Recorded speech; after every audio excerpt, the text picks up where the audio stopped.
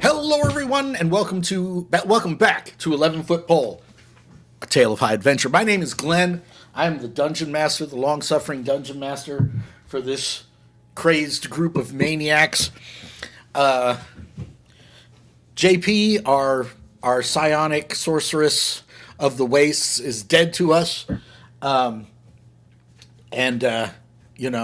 May all of his luggage get sent to Antarctica on his return trip.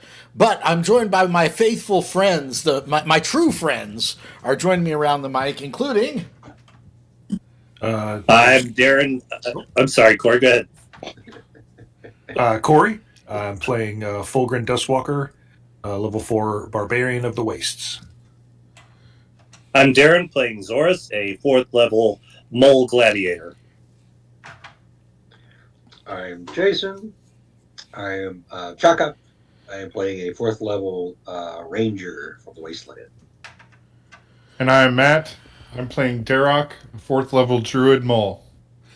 Okay, so you guys are here in the caves trying to rescue the people of the village of Nightstone.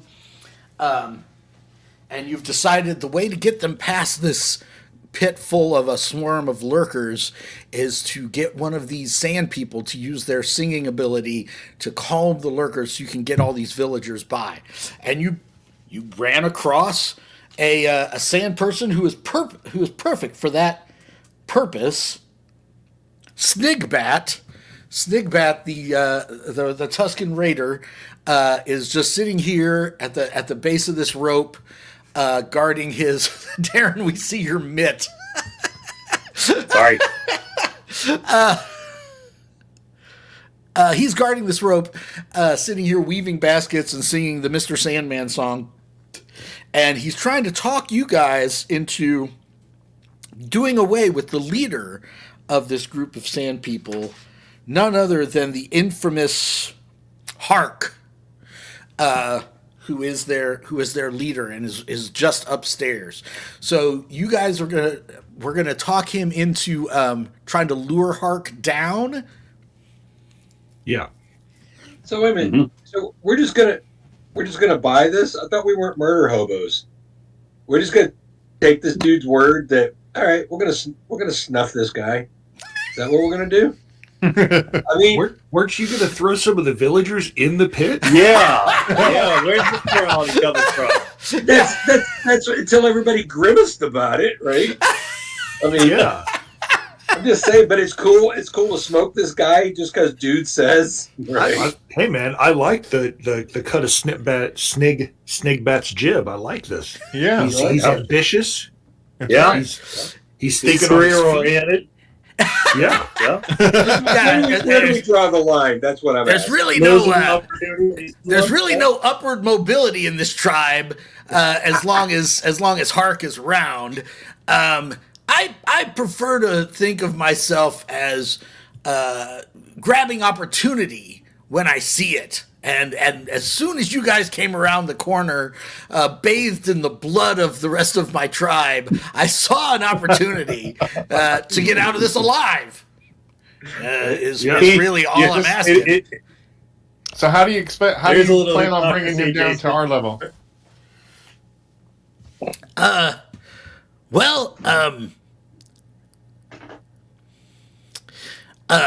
I mean, I could tell him that the villagers are escaping, and he would probably hustle down here. But do we want to wait around the corner? Yeah, he might kind of be more ready for a fight. But you guys could be waiting around the corner and ambush him. I'm sure the druid would want to cast some kind of crazy spell. Spike growth or something as soon as he comes around the corner. And I've got Entangle. How does your boss get his food? I mean, he comes down. He comes down from up there and eats with us, and we had a tasty villager the other night. Oh wait, listen. Hark's I'm feeling better about killing this guy. Hark's diet is a sensitive subject. I'd prefer to move on to other matters. Hey, no judgment here, man.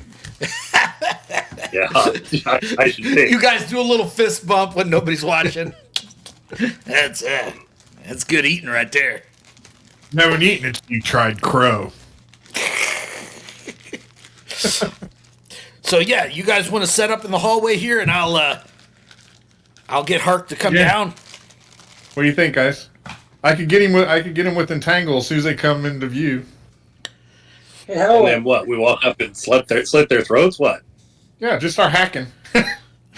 how seasoned a warrior is Harkin? Do we know? Hark is Is he like a 7th level badass, or what is he? Hark is an oracle of the wastes. So he has certain magical abilities related to his singing. And his bodyguards aren't exactly pushovers, but I mean, you did just wreck my entire tribe, or at least the part of the tribe that's here, in house. So I'm sure it'd be no problem for you guys. And of course, I'll be there to help you. So don't forget about me. Yeah, right. Right. Yeah, you will. Okay. So You guys don't even want to roll an insight check to see if he's telling the truth? Gosh, you guys are so cynical. Sure. I believe him. Anybody have good insight? I don't have good insight. All right. Then maybe what we can do is kind of like duck I've got out a of great sight. insight. Maybe we can get surprise on this guy when he comes down. Well, that's what and they're talking about. You guys hiding in this hallway, and when he comes around the corner, you guys gank him. Yeah. I just need to know where everybody's going to be standing. And Well, Jason, you need to move closer to your mic, man. I can do insight. I can do insight, Darren. As long as I don't roll a 1. You guys don't need to do insight. I think you know. Okay. He's lying. Snigbat's gonna go whichever way the wind is blowing. That's right. Right. That's respectable. Yeah, we're going to be positioned in the hallway so that he runs he has to run past us basically, and we're going to gank him on the way by. Okay, so do you two, the druid and the ranger, you guys want to be further back, and the gladiator and the barbarian be up front? Is that kind of? Can I cast entangle without getting our own guys in there? What's the range and area of effect of entangle? I think it's like 20 Range feet. is 90 feet, 20 Okay. foot square. Yeah. A 20-foot square? Did you say a 20-foot Yes. square? 20 foot square. Okay, so each of these is 10 feet. So you could do like 4 squares, like however you want to position Okay. it. Okay. So, I mean, the entangle, that's friends and enemies alike, right? Right. That's why I tried to do it past them so that they're, I don't hit the ones that they're standing on. Right. Well, But- if you can wait until he engages us and then drop it on so that it doesn't hit us but it hits him. Okay. Because if it restrains him, it's over. He's dead. Yeah, That's I mean, confident. because then we can hack the hell out of him. Yeah. I mean, But he is if he's talking about he's a spellcaster, he might want to be at range. True. So But he can also cast spells while restrained. Yeah, sure, okay. yeah. But what I'm saying is if the barbarian and the gladiator are next to him and he's restrained and we have advantage on our attacks, Yeah. he's dead. Okay. all right. So you guys get into position. And, Are we going to have advantage? Question: Will we have advantage because he's going to come around the corner, not expecting us to be there? No, because in order to get him to come down the steps, he's going to have to. He's going to be expecting trouble. That's what Snigbat is saying. It's like if you guys wanted to try to sneak up there, he might be taking a nap. He might be washing his armpits. If he yells, "Hey, hey, hearken to my trouble. The villagers are escaping. Then he's going to come down ready for trouble. What if he tells him that Supper's ready. he hinted that some of his clansmen are outside the cave. What if he told them they were back and they had treasure? I mean, I could try that too. Maybe he'd be a little less on his guard. I like the way you think. I like the cut of your jib. How about his wife Tammy has returned? No, if he's up there with his bodyguards. Yeah, he might oh boy! Put it in place. I don't know. I don't know if we want to. Yeah, I don't know if we want to mention Tammy. I mean, this plan is spiraling out of control. All right. Yeah. I don't care. Let's tell him the other raiders are back and they've brought something they want to give him. They got treasure they want to show him. All right. Here's the deal. I'm gonna have to make a deception check. If I make the deception check, you guys will have a better chance of ambushing him. If I fail the deception check, he's going to be suspicious, and it's just going to be a straight-up fight. How's that sound? Okay. Sounds good. Yeah. Oh, man. Sounds fair. Better than not doing the roll at all.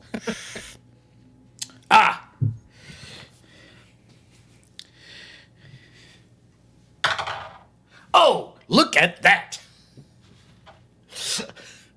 A natural 1. Wow. Yeah.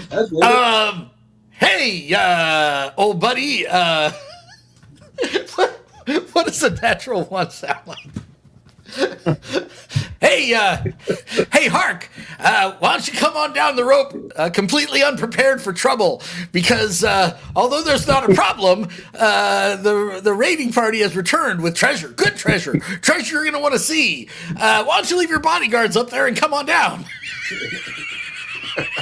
It's like the land shark sketch from Saturday Night Live. Yeah, Junior, absolutely. Right? It's like Han Solo.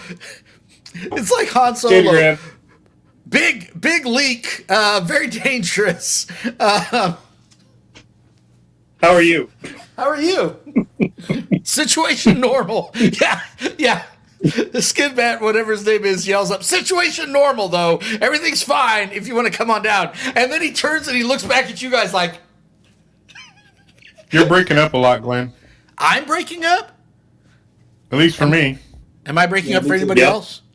Mm-hmm. I think it's just when you get excited. Yeah. It's like your mic is... That's what she said. Noise canceling you. Interesting. He looks back up the hallway and gives you guys the double thumbs up after that excellent speech. And Fulgrim turns around and says, "That was pretty good."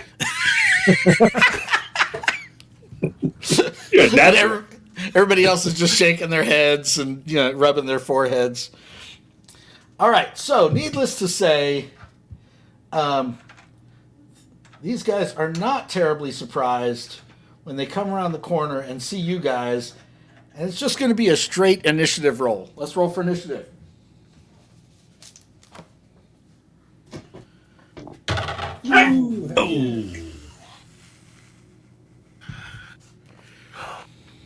I got an 18. I've got a 19. Where's my modifier? Initiative modifier. Oh, what's your dex mod? I got a 22. Dang. I got a 5. I got a 20. Awesome. I got a 7. I got a rock. That sounds awfully familiar.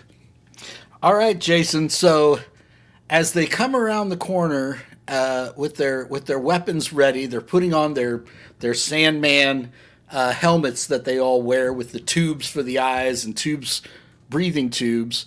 They look down the hallway and they see you guys, and you have your bow drawn. You're ready for action. What do you do? Oh, Well, I'm going to go through it because what dude was expecting was somebody else returning with treasure, but instead he sees us. The Right. jig is up. It All right, is up. I'm casting Hunter's Mark on him, and On then Hark? on Hark. Yep. And then I'm going to range with a bow. That's a really shitty roll. 13. No, I'm sorry, 15. 15 hits. 15 hits. Okay. So that is longbow is a die plus 3 plus a 6 sided.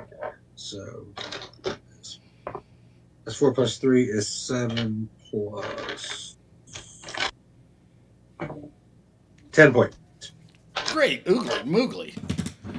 Okay. Darren.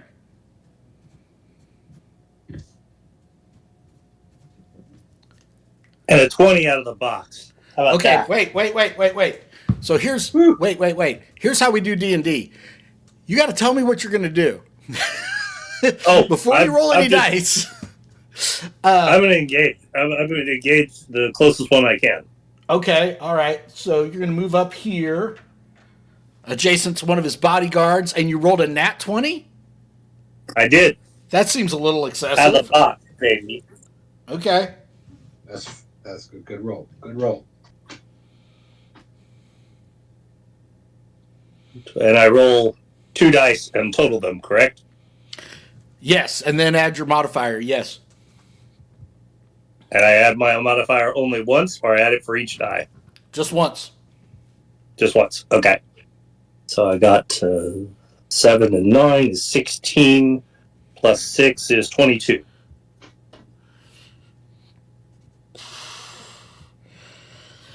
All right. Anything else? Is that all? Oh, these are humanoids, aren't they? They are completely humanoid. Yeah, he takes 2 more points of damage because I didn't add my favorite enemy on him, which is a plus 2. Can I try? And they have a one of those Sandman sticks. What do you call them? Gaffy sticks. Can I try to do my trick die to attempt to disarm them?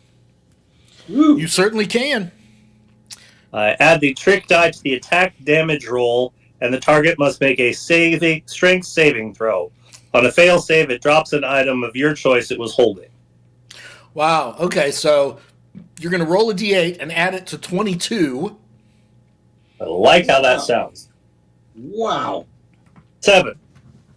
Oh, okay. So nice even 29 DC. I have a -1 strength modifier. So I like where this is at. So you hit this thing with your gouge, your shovel of the wastes. You tear nearly through her abdomen. There's blood and viscera flying everywhere, and then to add insult to that grievous injury, you bring it back out of her guts and knock her gaffy stick out of her hand and across the room, and leer at her viciously. Right? And it's our turn. All right. All right. Okay. So first of all, Darren, the one that you're fighting performs a raucous yelp. That's different than the barbaric yelp. Obviously.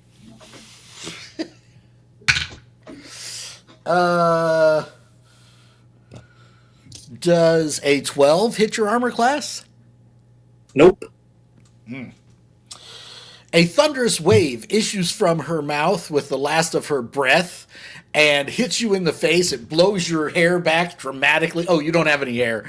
It blows your cape back dramatically, but does not damage you.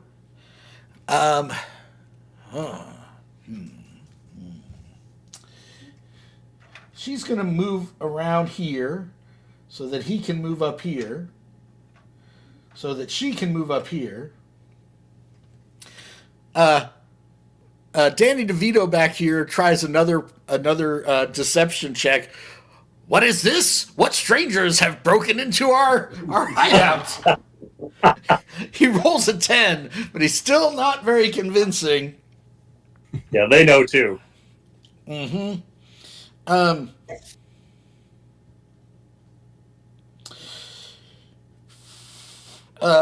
I unleash crushing futility. Unfortunately, Darren is the only one who is going to experience the crushing futility. I grant each humanoid of my choice within 30 feet a momentary vision of your inevitable doom. Go ahead and roll. It doesn't say what the save is. DC 14 charisma saving throw. I know charisma isn't your dump stat, so you should have no problem with a DC 14 charisma saving throw. So you roll a D20 and add your charisma modifier. I rolled a 13. I have a +1 charisma modifier.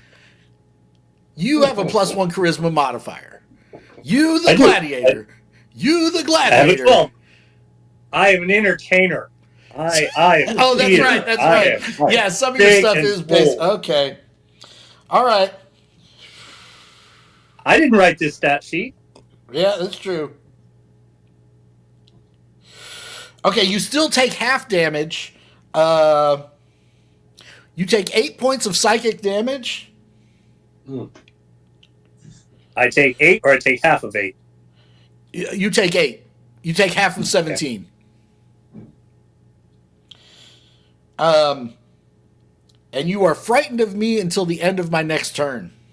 Uh-oh. All right, then. And then she's just going to try to stab you.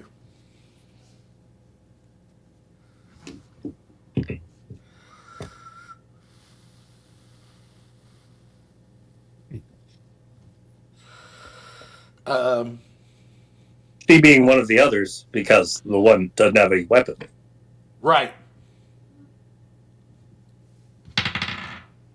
There we go. Damn it. Sorry. 17 hits your armor class, though, doesn't it? Yes, it does. What's going on? 2d8 plus 2.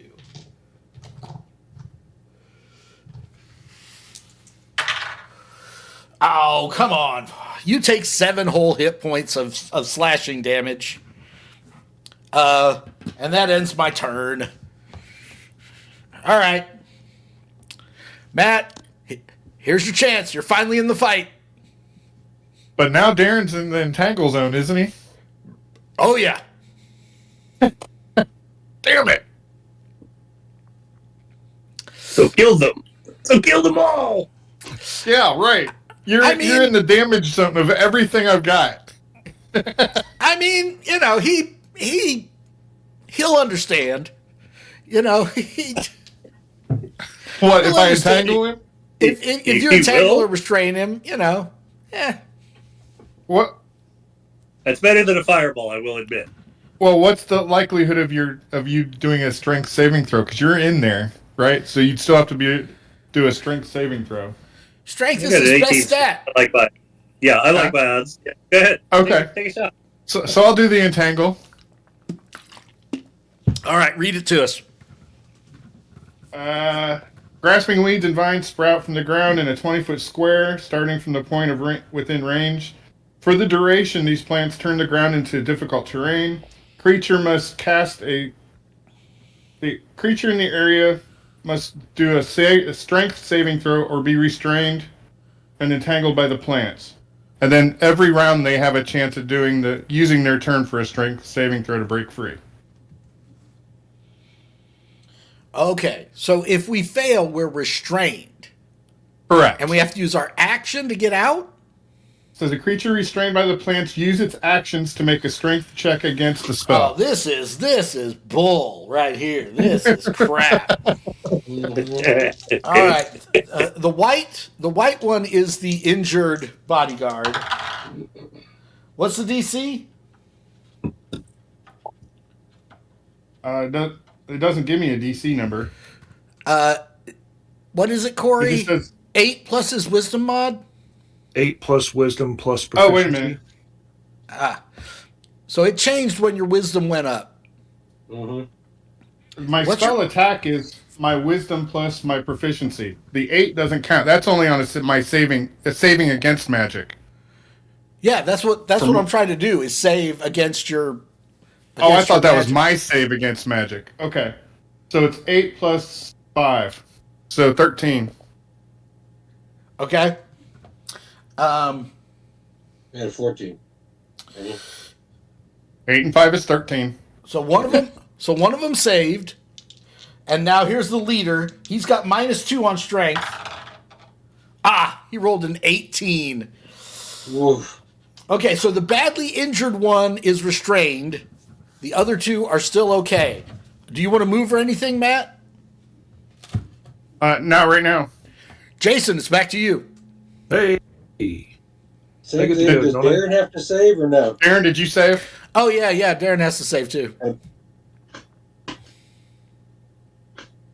I got a 14 plus 4 strength. You're So fine. 18? You're fine. Okay. So we're gonna do the This same thing. round. Hey, hang on. I get to go, don't I? Yeah, you do. Oh, I don't care. what By you all do. means, do go. Okay. Move me up to the wounded one. Okay. Take her out, little buddy. And that one's restrained, right? Yeah, so Fulgrin pulls out his napkin and Yeah. puts it down in his Lunchtime. shirt. All right, so advantage on this roll. It only rolled 1 die for some reason. Okay, let me roll it again. All right, does a 14 hit? Yes, it does. Okay.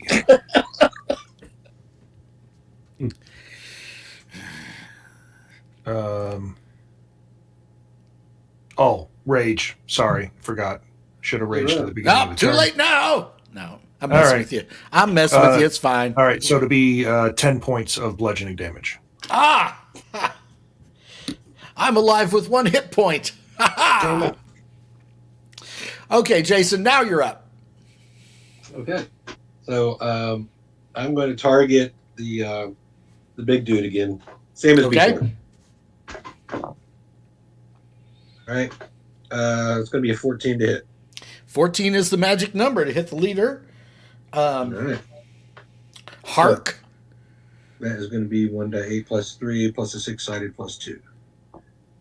So it's 3 plus 3 is 6 plus 4 is 10. 12 points. Oh. Okay. He is not happy about it. Mr. Bickle. Already back around. Going quick. Mm-hmm. All right. What do you guys think? Should I finish the first unarmed wounded bodyguard or go for the big guy? I would just go ahead and finish off one. That way they can't attack you. Okay. Because she can't attack you anyway, I guess. She Well, doesn't have her bane. She's entangled, right? Yeah, she's Right. entangled, so you're fine. Go after the big guy. Yeah. Can I reach Glenn, the leader of the pack there? You're toe to toe with him. He's right up in your Okay. grill. Roll the 19. Ugh. And a 7 plus 6, 13. Ugh. He is bloodied, badly hurt. But it's my turn. And, can I try, let's see. It's called a finishing move. It's when I make a melee weapon attack against a creature. Nope, never mind. Never mind. What does it say? Never mind. Never mind. Okay. Okay, but the girl, the first one I hit she's close, right? Even if she's entangled? Everybody's right up close to you, yeah. So when I Got a hit that bonus hit? creature, can I hit the creature with a melee by sweeping attack? I hit it with the melee attack, then I spend 1 trick die to damage another creature with the same attack. Choose another creature within 5 feet of the original target and within your reach. If the original attack would have hit the second creature, it takes damage equal to the number you roll on your trick die. Okay. The damage is the same type dealt by the original one. All right, that finishes her off. She had 1 hit point left. Ta-da! Nice. All right, way to go. 2 for 1. Yeah. Way to go. You're wrecking house over here, man. This is unnecessary. All right. Now I get to go. All right. So he cries out in despair and rage and says, "Ah, you killed my favorite bodyguard." And this one is like, "Wait, say what?"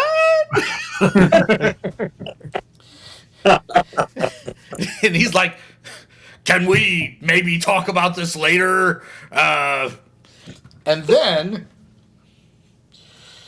he utters doom on you. Ooh, that's not good. Yeah. So he already threatened you with the crushing futility of a dead end desk job.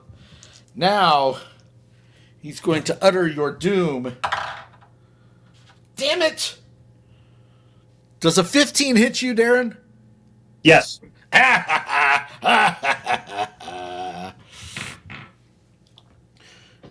You take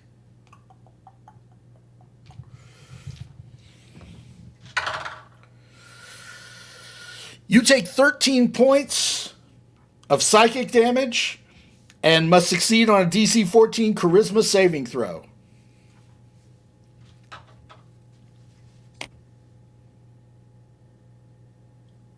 $15. You have succeeded on my saving throw. You feel like the words of his death metal song almost drove you to such despair that you would have been unable to take any actions. You would have been incapacitated by the darkness of this death metal song. But you shake it off. That ends my turn. Oh wait, did she? Whoa! Oh, cave in. That's all it took for a cave in.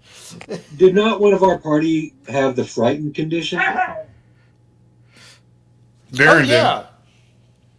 He can save out of that, right? That's just once again. That's just Whose the end of side my are turn. you on? That was just the end of my turn. I'm going to So send everyone jerseys, and we're going to see which side we're on. that's right. That would have given him disadvantage on his attack against me. Yes. Thanks, Jason. Too little, I too rolled late. a 19. I rolled a 19. don't Which mention mattered a lot. No, you would have had to roll a whole separate D20 and take the lower of the two. Mm-hmm.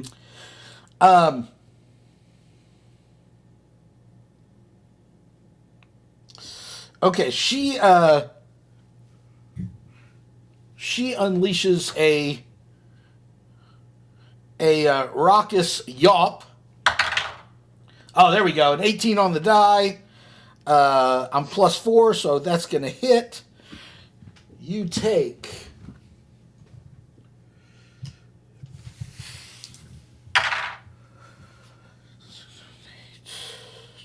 You take 10 points of thunder damage as she's like, "Ah!" right in your face.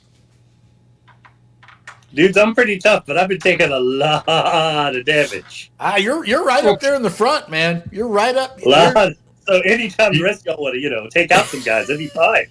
Well, Matt, anytime you up. want to move back so I can attack with my magic. Sure. Hey, that would be an excellent time. I would like to move back now. Too late Matt. now, right? Matt, you're up. Well, none of my good damaging magic I can use because somebody's a little too close. So I'm going to go with my short bow, I guess. Okay. And try to hit the big guy.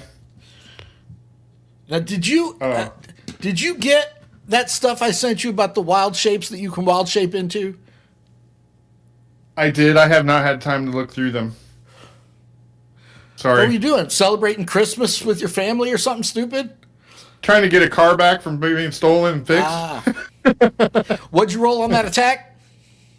Not good. Even my attack bonus doesn't help, so. Okay. Corey, I'm going to let you take a turn this round. Okay, good. Fulgrim will move up next to the big dude. All right. So, Matt, do you still have Entangle open? Yeah. What does it's it for say? the duration. Right, for the duration, like how's it read? Just read it out to me again. Grasping weeds and vines sprout from the ground in a 20-foot square starting from a point within range. During the duration, these plants turn the ground area into difficult terrain. A creature in the area, when you cast the spell, must succeed a strength saving throw. Okay, that's enough. So the So they don't. Yeah, the as long as they ensnaring cast it the only first works. time. Yeah. Okay. I'd have to recast it probably to make them save again. That is correct. All right, Corey. So you walk up next to the leader. Yep, and going to let out a savage yelp of my own and recklessly attack the big guy. All right. So how about a 23? Yeah, that'll hit the big guy. Oh, crappy damage. Okay, 8 points of bludgeoning damage. Okay. And that's it. Oh, but he, the spirits of my ancestors are now flittering around him and distracting him. So he has disadvantage on any attack that isn't against me. And if he does hit a creature other than me, it has resistance to the damage. There we go. So, Darren, you've been... Zoris has been up here just absolutely painting the walls with blood and just absolutely these tremendous earth-shattering attacks. Fulgrim comes running up, lets out the loudest roar that he knows how to give, and he brings his hammer down. It's just like dunk off this guy's hip.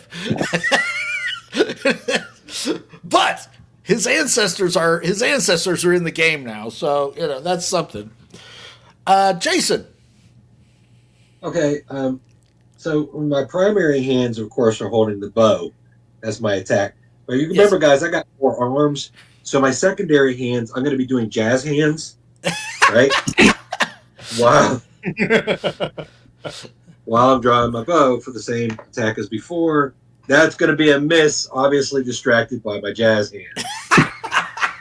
You distracted yourself? Okay. All right. It's unorthodox, but I'm going to allow it. 10 doesn't hit, right? No, a 10 doesn't hit nothing. Darren, you're back up. I may have misexplained what I was looking for by the way of help. I that may be on me. 15 hits? Yes. Still attacking the main guy. 7 plus 6, 13. I had exactly 13. He goes down. Can I say with growl to the other 2? There are 2 other bodyguards there, right? No, there's 1 bodyguard, and then there's your pal, Danny DeVito. Look at the other bodyguard and say, look, we don't have to finish this way. We don't have to kill. This doesn't have to end with your death, too. We just... Make an intimidation check with advantage. Intimidation check. Ooh. I have intimidation. It is +3. I roll a 12, 15, plus advantage. Advantage is you roll the d20 twice and take the better. Oh, okay. I rolled a 14 the second time, so plus 3 is 17. All right.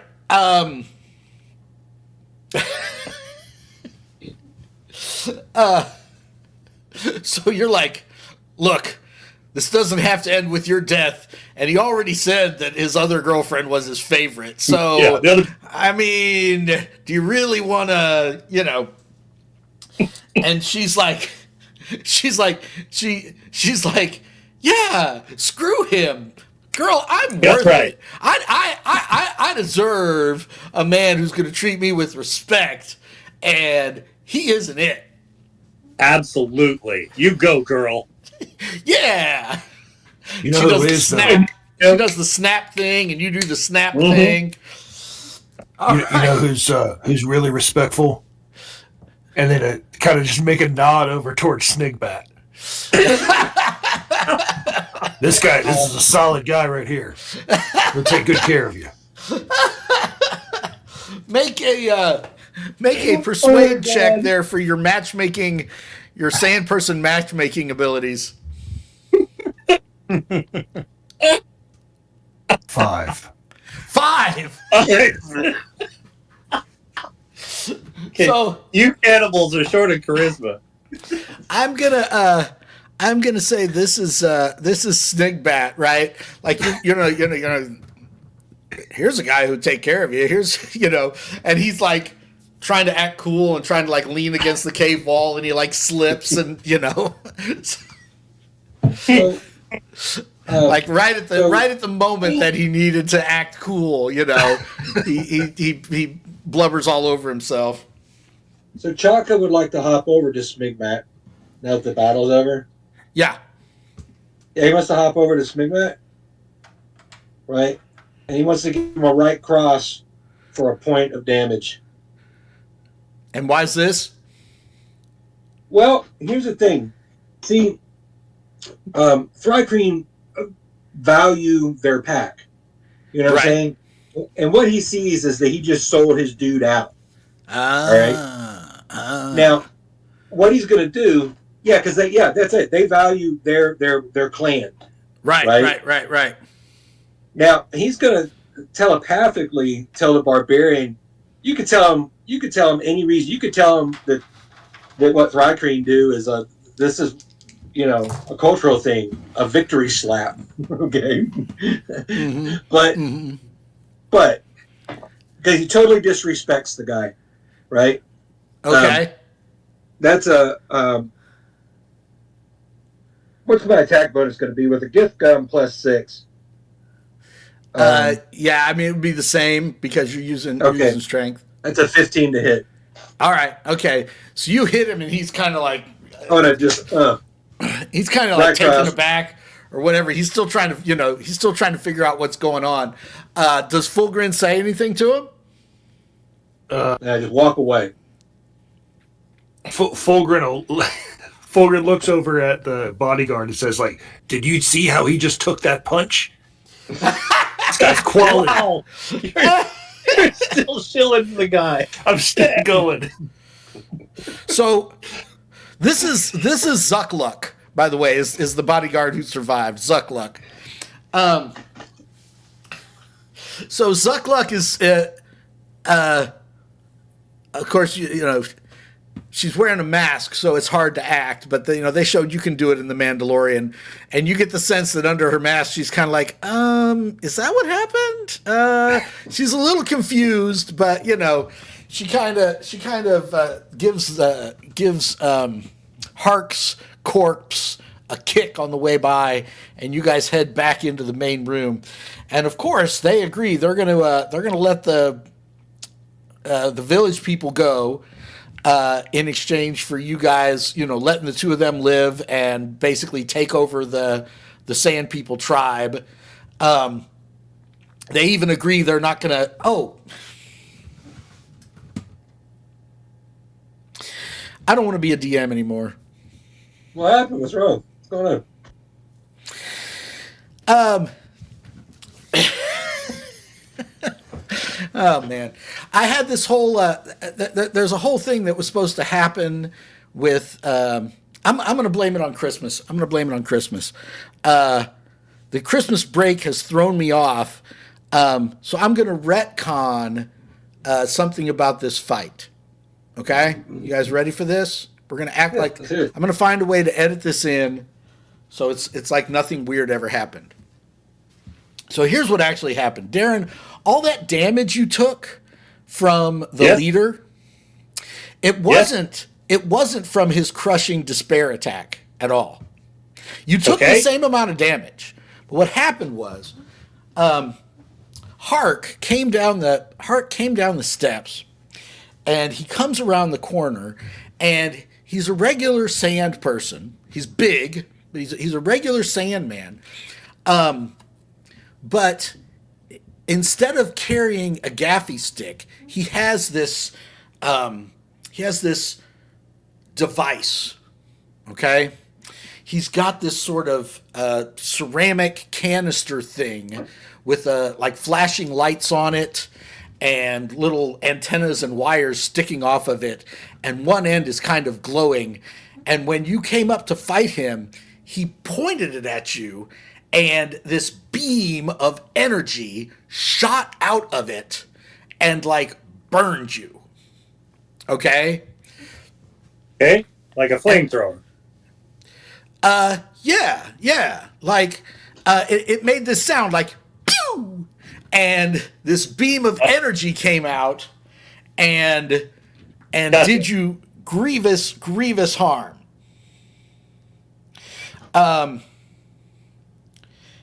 And let me just check something here.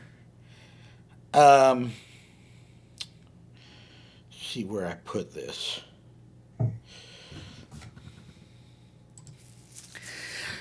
So this handheld metallic device of interlocking hollow metal rings and arcs sends out a destructive beam of energy, and each ray emitter has a predetermined type of damage. Darren, since you were the one experiencing the awfulness of this damage, I'm going to let you roll a d20 to determine what kind of damage it produces.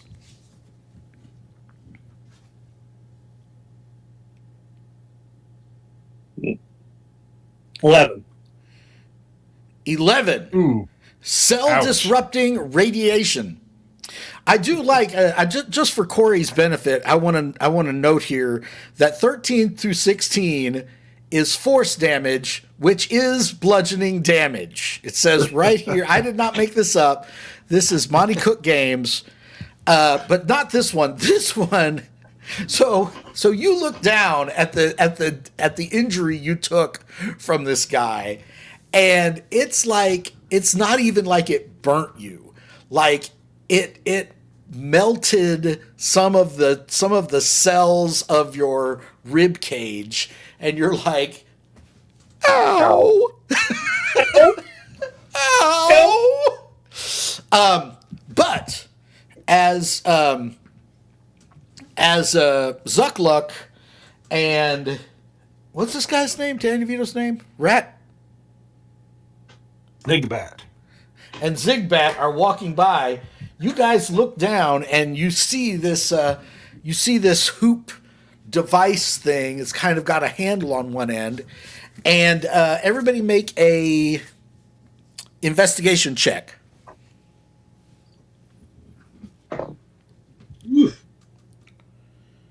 Yeah.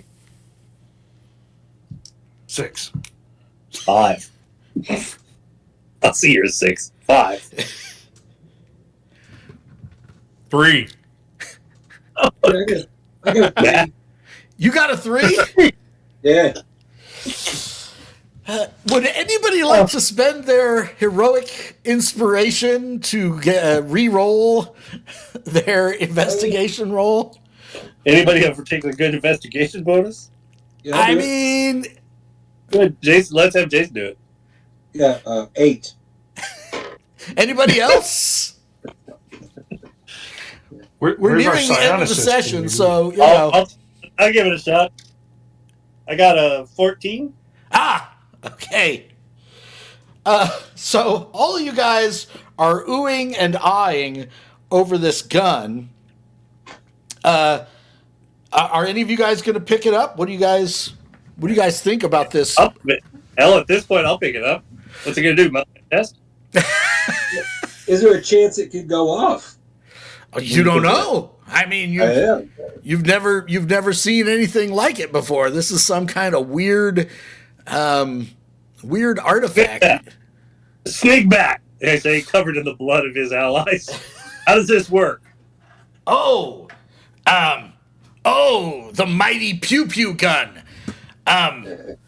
Well, only Nope. Try again. what's his name? Only Hark knew all the secrets of this device. I mean, that thing is how he became leader of the tribe. Everybody was afraid of him and his mighty pew pew gun. So what I've discovered, apparently you point the glowy end at the person you want to unalive. That's step one. Step one. Point the glowy end at the other man. Okay. Gotcha. Step two.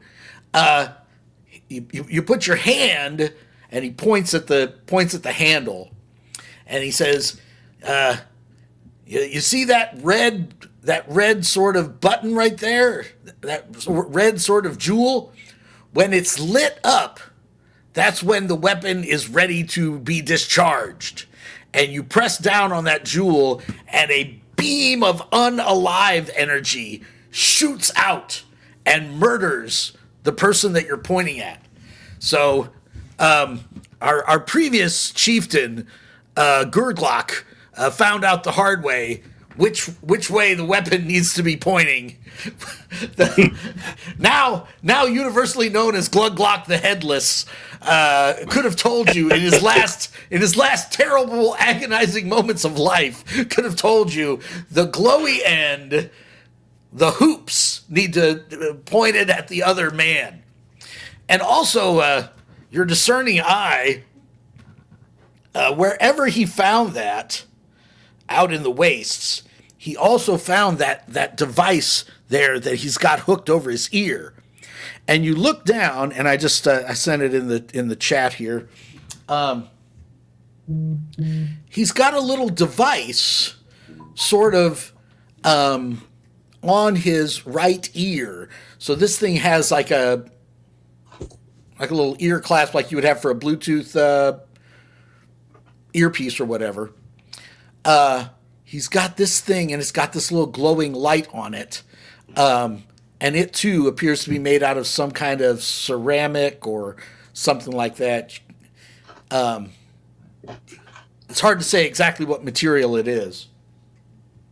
Take it off his ear, and then fix it in the same way to my ear, see what I can see. See what happens.